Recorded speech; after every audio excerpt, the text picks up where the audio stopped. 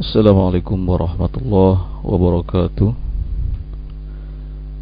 Innal hamdalillah nahmaduhu ta'ala wa nasta'inuhu wa nastaghfiruh wa na'udzu billahi min shururi anfusina wa sayyiati a'malina. May yahdihillahu fala mudilla lahu wa may yudlil fala hadiya lahu. Ashhadu an la ilaha illallah wahdahu la syarika lahu وأشهد أن محمدا عبده ورسوله. يقول الله سبحانه وتعالى في كتابه الكريم: يا أيها الذين آمنوا اتقوا الله حق تقاته ولا تموتن إلا وأنتم مسلمون. يا أيها الناس اتقوا ربكم الذي خلقكم من نفس واحدة وخلق منها زوجها وبث منهما رجالا كثيرا ونساء واتقوا الله الذي تساءلون به والأرحام إن الله كان عليكم رقيبا. يا أيها الذين آمنوا اتقوا الله وقولوا قولا سديدا يصلح لكم أعمالكم ويغفر لكم ذنوبكم ومن يطع الله ورسوله فقد فاز فوزا عظيما. أما بعد، فإن أصدق الحديث كلام الله تعالى وخير الهدي هدي محمد صلى الله عليه وعلى آله وسلم وشر الأمور محدثاتها فإن كل محدثة في دين الله بدعة وكل بدعة ضلالة وكل ضلالة في النار. Ikhwati fillah rahimani wa rahimakumullah. Pada kesempatan pagi hari ini kita akan kembali melanjutkan kajian kita membahas Kitabul Jami' dari kitab Bulughul Maram. Pada pertemuan kemarin, alhamdulillah kita sudah masuk pada bab al-birr was-silah, bab berbuat baik dan menyambung hubungan. Sudah 2 hadis dari bab itu yang telah kita pelajari. Maka kali ini kita memasuki hadis yang ketiganya. Kita akan baca terlebih dahulu isi hadisnya. Qala rahimahullah Al-Hafidh Ibnu Hajar Al-Asqalani rahimahullahu ta'ala mengatakan: وعن المغيرة بن شعبة الثقفي رضي الله تعالى عنه أن رسول الله صلى الله عليه وعلى آله وسلم قال: إن الله حرم عليكم عقوق الأمهات ووأد البنات ومنعا وهات وكره لكم قيل وقال وكثرة السؤال وإضاعة المال متفق عليه.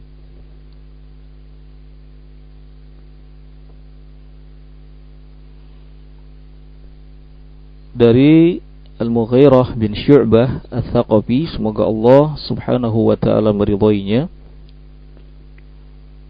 dari Nabi alaihi salatu wassalam, Nabi bersabda, sesungguhnya Allah subhanahu wa ta'ala telah mengharamkan atas kalian uquqal ummahat, durhaka kepada ibu kalian.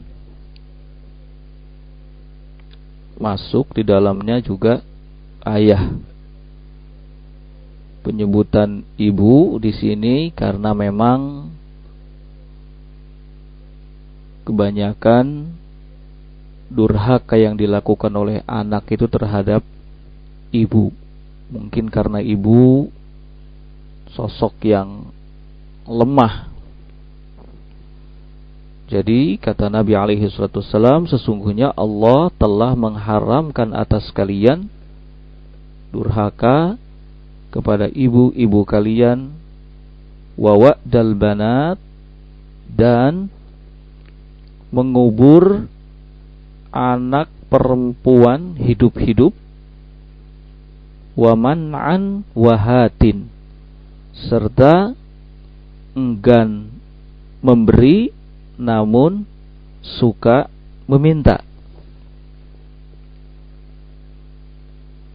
Wa kariha lakum qila wa qala. Dan Allah tidak menyukai pada kalian qila wa qala, banyak desas-desus atau suka desas-desus, sering menukil perkataan manusia, wa kathratas su'al, dan suka bertanya atau meminta, wa idha'atal mal, serta menyia-nyiakan harta. Kemudian wa fil lafdzil akhar, dalam lafaz lain, wa yaskhatu lakum qila wa qala, Allah membenci pada kalian qila wa qala, perbuatan suka menukil perkataan manusia, suka desas-desus, wa kathratas su'al, dan banyak bertanya atau meminta, wa idha'atal mal, serta menyia-nyiakan harta. Nah, dalam keterangannya Syekh Al-Allamah Abdul Aziz bin Baz rahimahullahu taala, beliau mengatakan hadza haditsun jalilun azimun. Ini adalah hadis yang agung,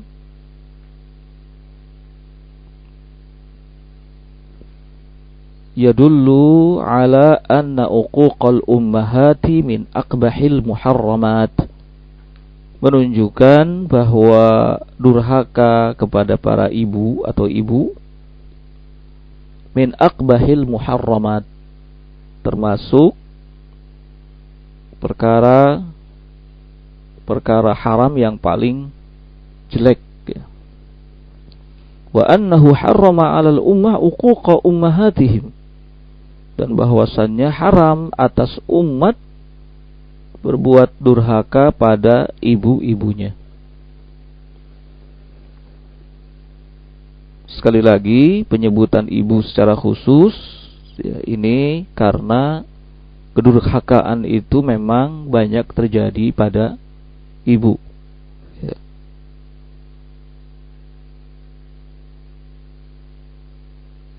Wa sabaqa lana fi hadits Abi Bakrah anna Rasulullah sallallahu alaihi wasallam qaranahu bisyirki wa anna al-uquqa min akbaril kabair. Telah lewat bersama kita hadis Abu Bakrah radhiyallahu taala anhu bahwasanya Rasulullah sallallahu alaihi wasallam menyandingkan tindakan durhaka kepada kedua orang tua, ya, termasuk ibu, bisyirki, dengan kesyirikan. Dan dijelaskan di situ bahwa durhaka min akbaril kabair, termasuk dosa yang paling besar. Fayajibu 'alal mu'mini an yahdhar dzalika, oleh karena itu wajib atas setiap mukmin waspada dari perbuatan tersebut. Nah, kalau sesuatu sudah diharamkan, bahkan dicap sebagai dosa yang paling besar, berarti ini perkaranya besar. Ya. Wajib bagi setiap mukmin untuk senantiasa menjauhi hal tersebut. Qala wal uququ al-qati'atu. Kata uquq itu bermakna al-qati'ah. Qati'ah artinya memutus hubungan.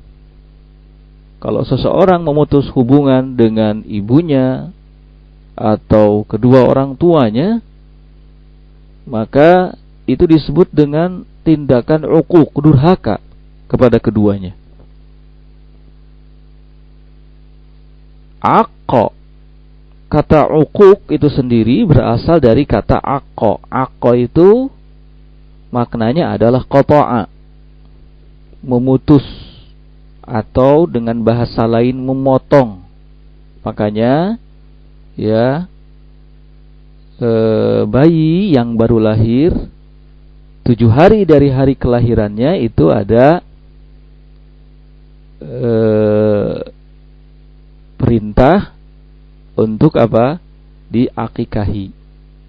Nah, oleh karena itu akikah di hari ke-7 dari kelahiran bayi itu artinya menyembelih kambing. Ya, itu artinya menyembelih, mengocorkan darah kambing. Nah,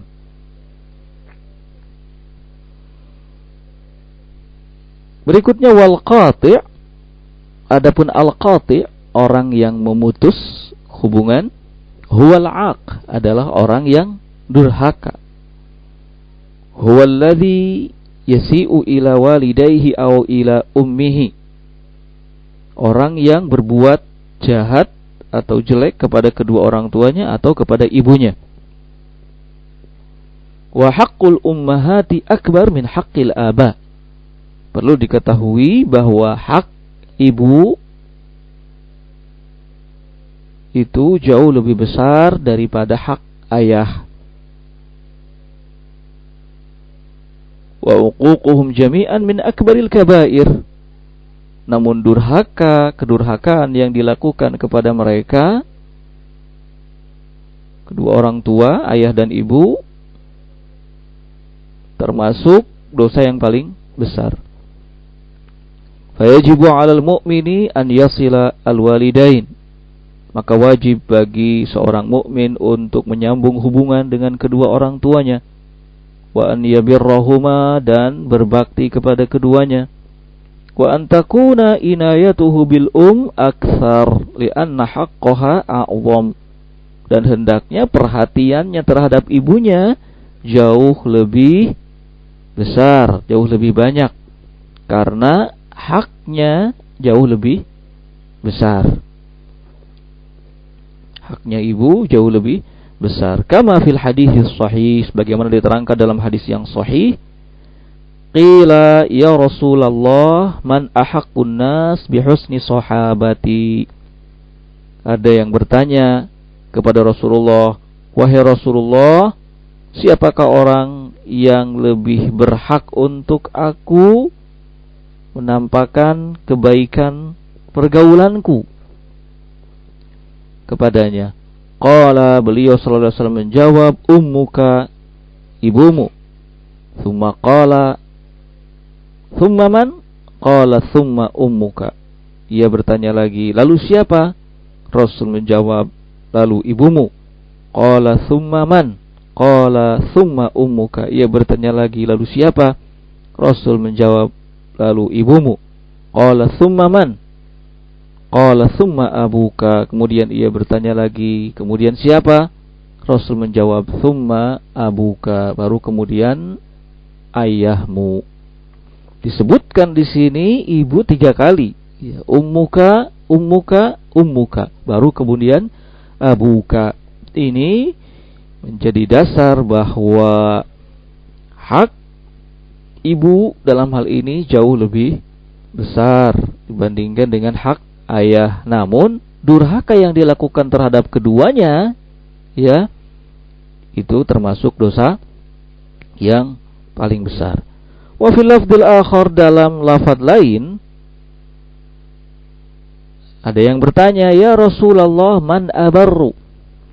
Wahai Rasulullah, siapakah orang yang aku patut berbuat baik padanya? Qala, beliau menjawab, ummuka, ibumu. Qala qultu thumma man? Kemudian ditanya lagi, lalu siapa? Qala ummuka. Rasulullah kembali menjawab, ibumu. Qala qultu thumma man? Kemudian si penanya bertanya lagi, lalu siapa? Qala ummuka. Kata Nabi, ibumu. Qala qultu thumma man? Qala thumma abaka. Kemudian ia bertanya lagi, lalu siapa? Kata Rasulullah, lalu ayahmu. Thummal aqrab fal aqrab. Lalu setelah itu yang paling dekat dan yang dekat, dan seterusnya. Fadalla dzalika ala anna haqqaha muqaddamun 3 marrat. Wa fil marrah ar-rabi'ah al-ab.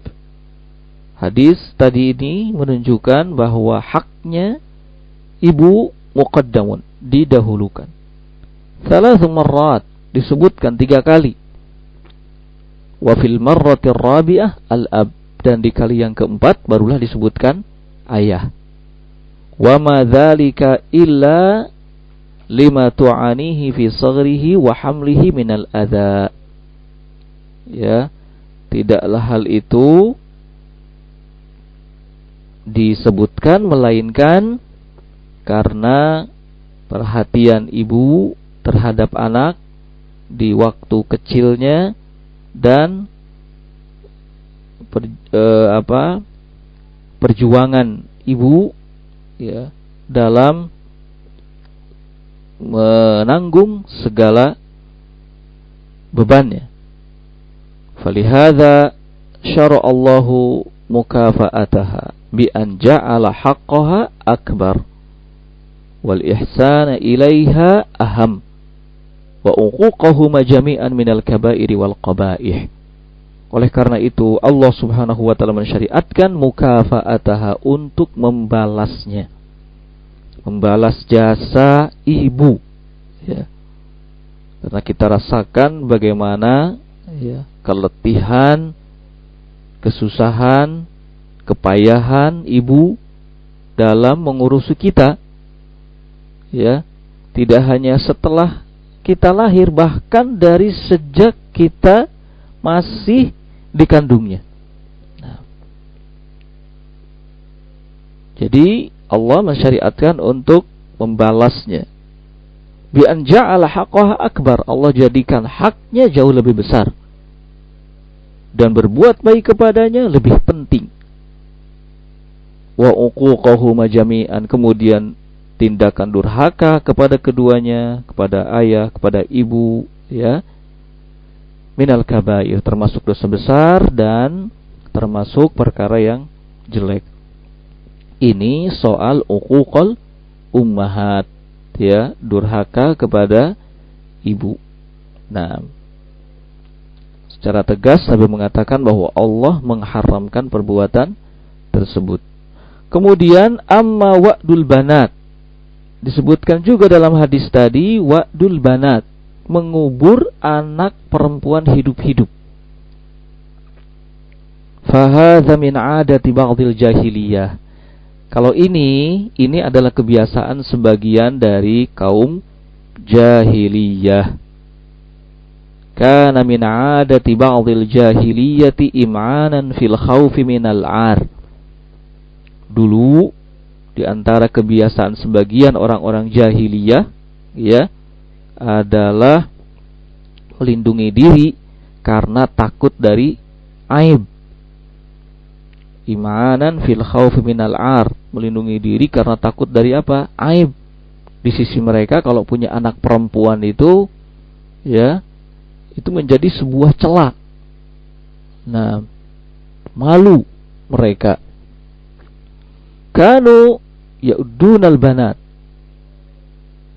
maka akhirnya mereka mengubur hidup-hidup anak perempuan, ya. Bahkan disebutkan dalam Al-Quran, dhalla wajhuhu muswadda, ketika salah seorang dari mereka yang memiliki anak perempuan itu wajahnya murung, gelap karena malu. Nah, wa yakhafuna annaha idza kabarat tazni. Mereka khawatir bahwa anak perempuan ini kalau sudah besar melakukan perbuatan zina. Fatakunu subbatan alaihim, maka itu menjadi celaan, ya, atas mereka, menjadi cela atas mereka. Fahada min jahlihim, dan semua ini adalah dikarenakan oleh kebodohan mereka. Balaghu wazadu hatta qataluhunna hayatin. Mereka berlebihan, ya. Mereka berlebihan, mereka ekstrim, hatta qataluhunna hayatin. hingga akhirnya mereka membunuh anak-anak perempuan itu dalam keadaan hidup-hidup. Wa dafanuhunna hayatin, menguburnya hidup-hidup.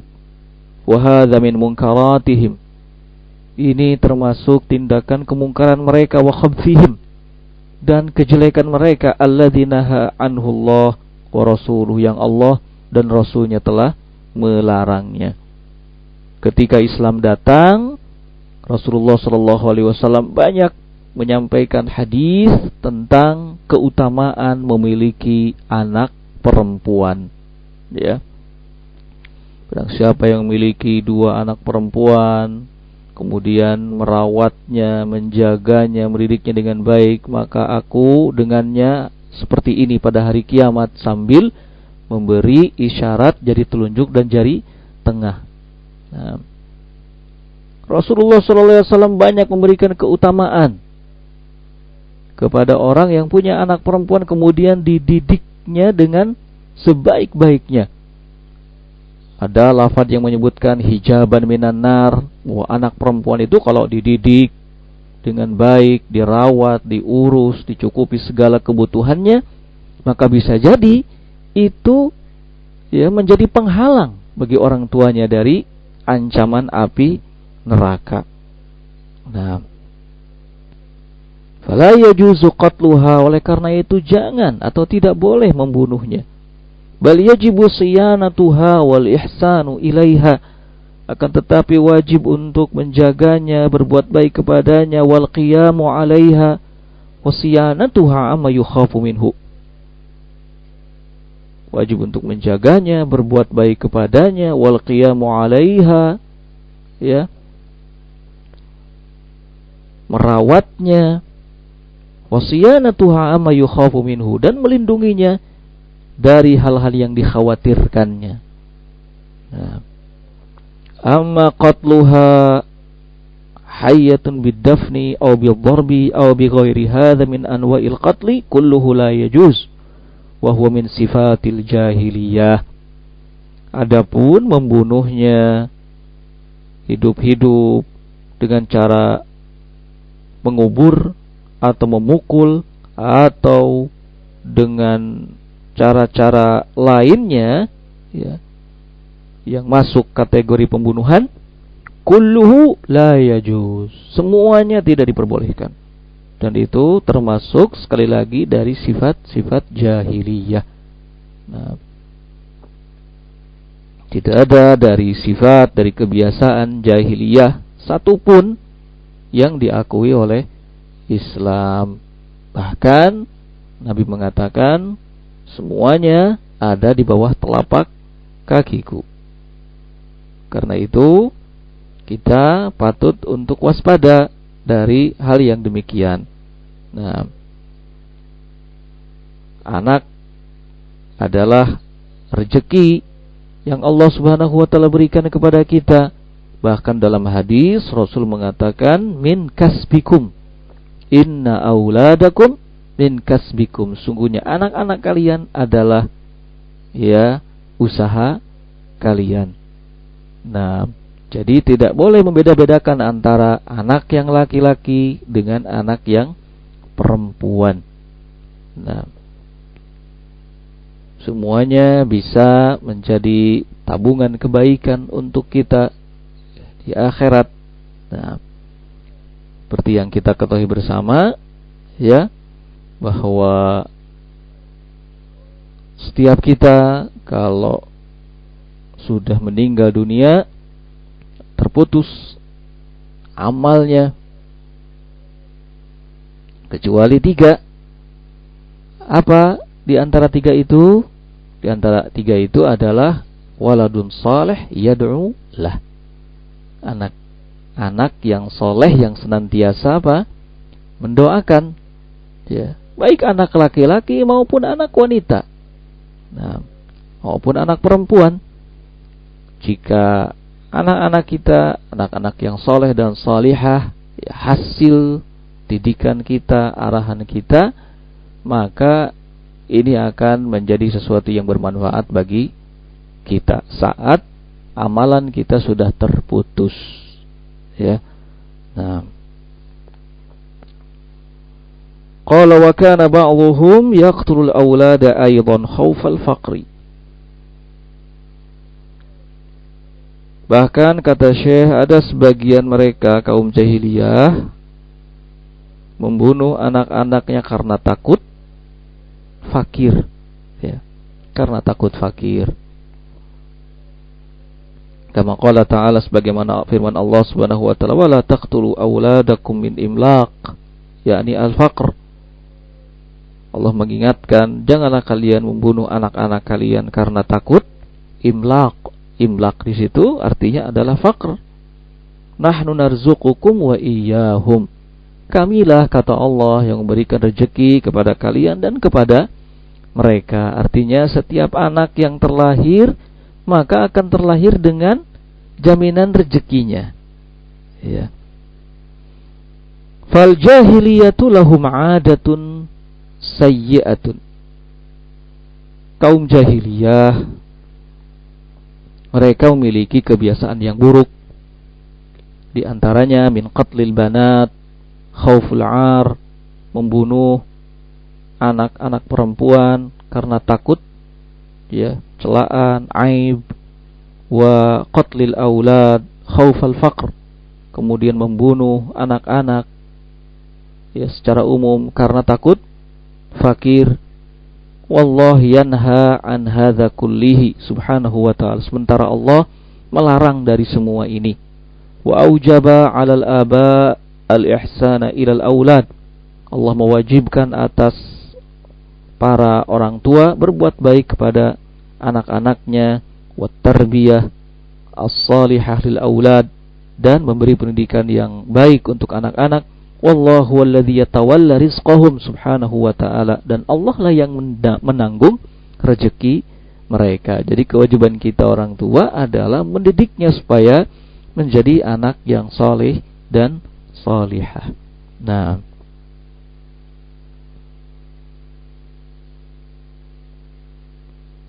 jadi kalau lafaz pertama, anak tidak boleh melakukan kedurhakaan, ya, kepada kedua orang tua, dan yang kedua, orang tua juga harus, ya, merawat, mendidik, menjaga anak-anak.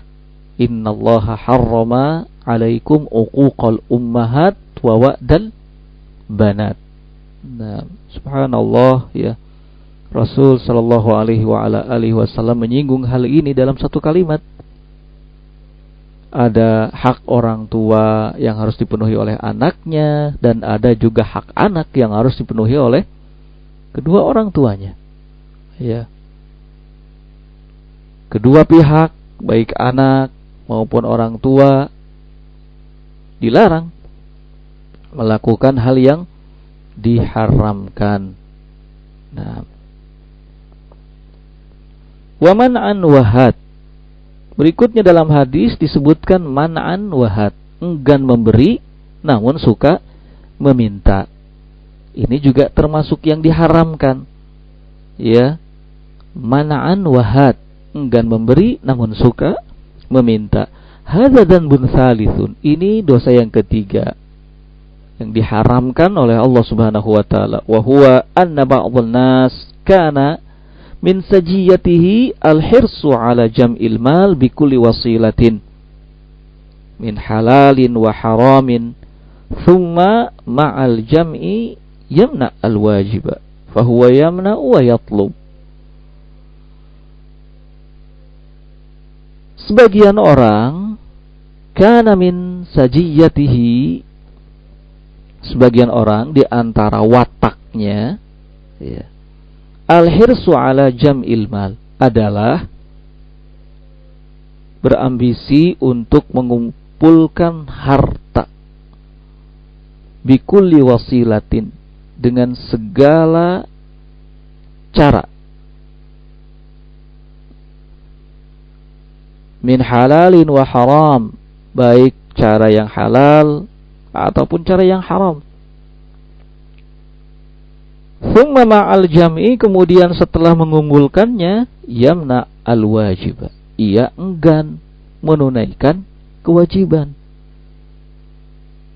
fahuwa yamna wa yatlubu, maka dia enggan ya memberi, wa yatlub, namun gemar meminta. Nah, enggan memberi namun gemar meminta. Padahal harta itu juga ada haknya yang harus dikeluarkan, dan ini perkara yang wajib. Ketika seseorang tidak mau mengeluarkan haknya, harta, berarti dia menahan diri untuk melakukan hal yang wajib. Waliyadzubillah. Ya. Inilah yang dimaksud dengan man'an. Enggan untuk memberi, enggan mengeluarkan hartanya. Nah, makna had, kemudian arti dari kata had ayat lubu, meminta, gemar meminta.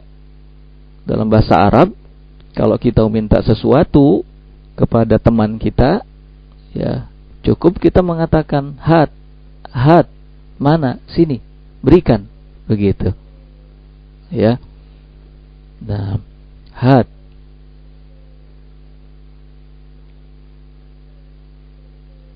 Man'in, sedangkan man'in maknanya adalah yamna al-wajiba, enggan, mencegah diri untuk menunaikan yang wajib.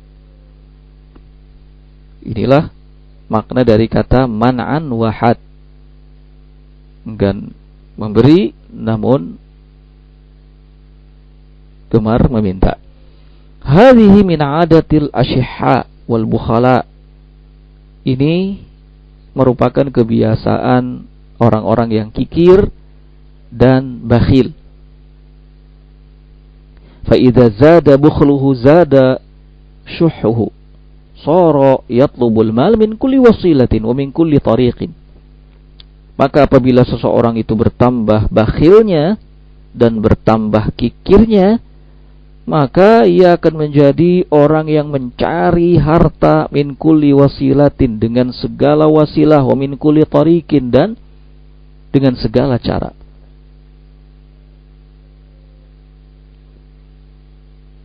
Dan memang sudah biasa seperti itu rata-rata. Kalau orang itu bakhil, kikir, maka ambisinya terhadap harta itu besar.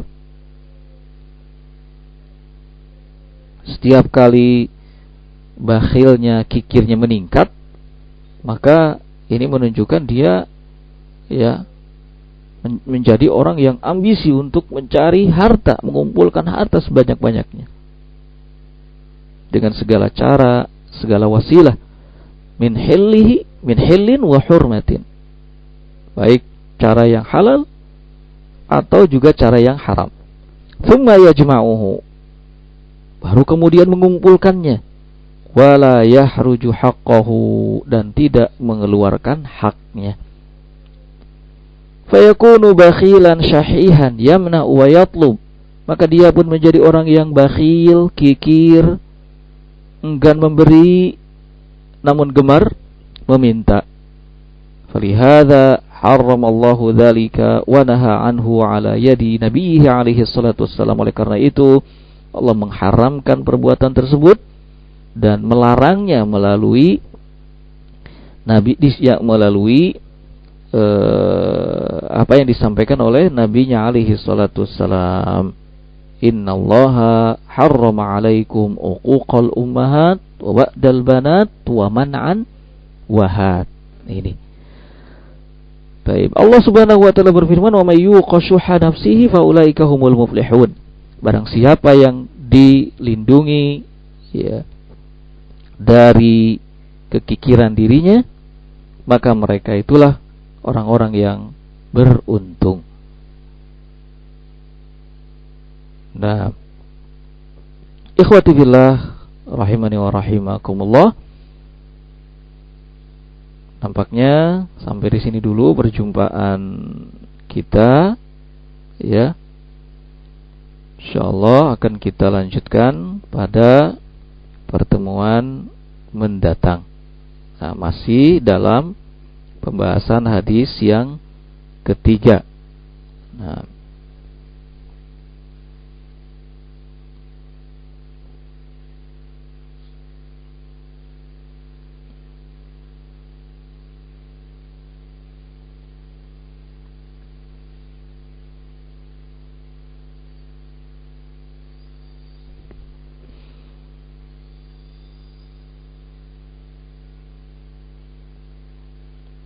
Baik, seperti biasa sebelum kita tutup,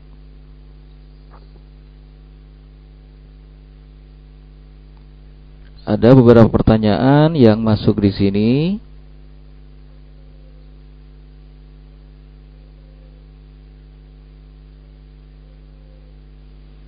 Yang pertama, Assalamualaikum, bagaimana cara mengingatkan anak yang sudah dewasa yang sering lalai dalam beribadah? Waalaikumsalam warahmatullahi wabarakatuh. Ada hadis dari Rasulullah sallallahu alaihi wasallam di mana beliau mengatakan, muru auladakum bis-shalah idza balaghu 7 sinin.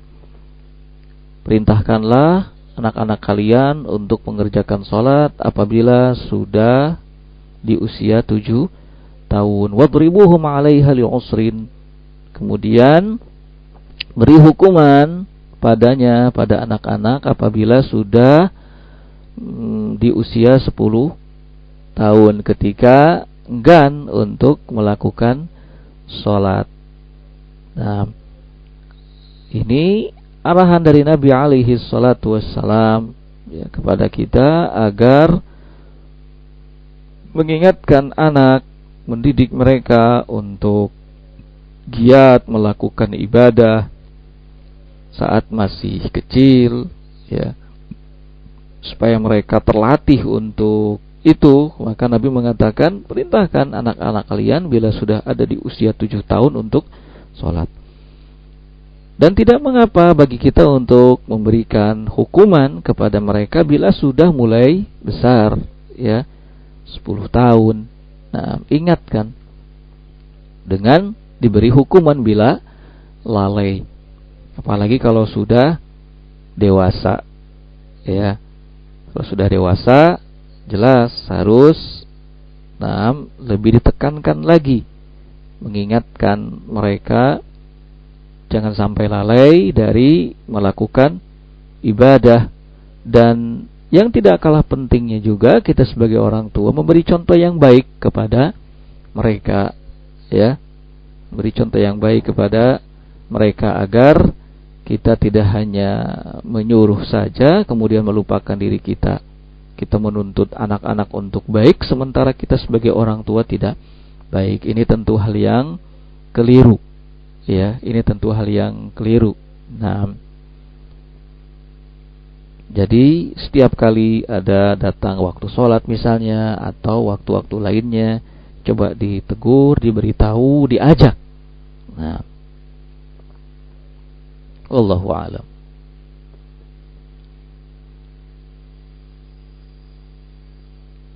Assalamualaikum, afwan izin bertanya, jika ada masalah namun tak ada jalan keluar, apa yang harus dilakukan? Waalaikumsalam warahmatullahi.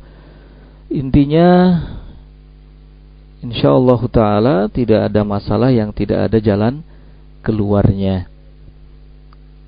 Kunci agar kita bisa keluar dari setiap masalah yang ada adalah bertakwa kepada Allah subhanahu wa ta'ala. Wa may yattaqillah yaj'al lahu makhraja.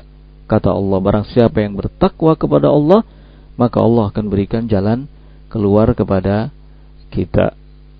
Jadi yang paling penting adalah kita bertakwa kepada Allah, tingkatkan ketakwaan kita kepada Allah subhanahu wa ta'ala. Nah, dan hal lain yang harus kita perhatikan juga adalah tidak setiap apa yang sesuai dengan keinginan kita itu berarti kita sudah keluar dari masalah. Ya, tidak setiap apa yang kita inginkan atau sesuai dengan apa yang kita inginkan maka kita sudah keluar dari masalah. Tidak. Kadang-kadang kita harus ya menerima satu kenyataan di mana kenyataan itu tidak sesuai dengan apa yang kita harapkan. Dan bisa jadi itu sebagai jalan keluarnya, itu sebagai solusinya. Ya. Jadi solusi dari sebuah masalah itu tidak selalu mengarah kepada hal-hal yang menyenangkan kita. Namun bisa jadi ya, solusi tersebut adalah solusi yang justru berat buat kita. Nah, jadi sekali lagi yang paling penting adalah tampakkan ketakwaan kita kepada Allah subhanahu wa ta'ala. Tanya, Ustaz, Seseorang bersih dari haid pada waktu menjelang asar, lalu mandi haid. Mandi haid sudah masuk waktu asar. Salat duhur yang terlewat apakah diganti di waktu asar? Apakah cukup salat asar saja? Jazakumullah khairan atas jawabannya. Jadi kalau seseorang sudah bersih dari haid menjelang masuk waktu asar, berarti ketika bersih itu masih di waktu zuhur, maka diwajibkan baginya untuk sholat zuhur. Nah, mandi, kemudian sholat zuhur, baru kemudian sholat asar. Nah,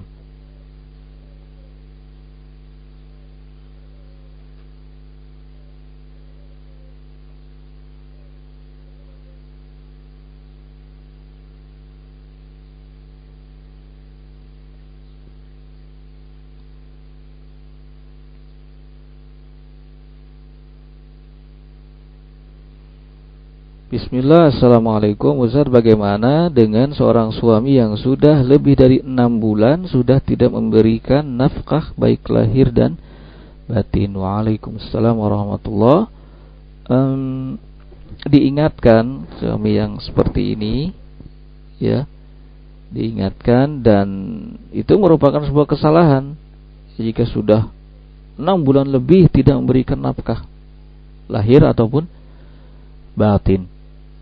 Nah, mungkin dicari tahu apa kendala, apa permasalahannya, kenapa seperti itu, ya.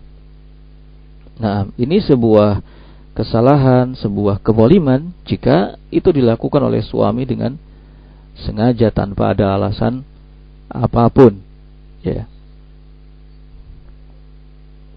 Bagi suami yang punya istri lebih dari satu, bagaimana dalam hal pembagian? Apakah secara adil? Apakah istri yang punya anak banyak lebih dahulukan dan mendapat jatah nafkah yang lebih banyak daripada istri yang anaknya sedikit? Naam, seperti itu, ya. Kemudian bagaimana sikap seorang bapak yang sering memberi pemberian kepada anak yang disayangi dibandingkan dengan anak yang lain? Ini juga hal yang kurang tepat. Nah, ini juga hal yang kurang tepat. Nabi SAW mengarahkan kepada kita untuk i'dilu fi auladikum, berbuat adillah pada anak-anak kalian. Jadi disesuaikan dengan kebutuhannya. Tentu kebutuhan anak laki-laki berbeda dengan kebutuhan anak perempuan. Intinya tidak pilih kasih. Nah, wallahu taala a'lam bissawab. Kita cukupkan sampai di sini. Subhanakallahumma bihamdik asyhadu an la ilaha illa anta astaghfiruka wa atubu ilaik. Walhamdulillahirabbil alamin. Wassalamualaikum warahmatullahi wabarakatuh.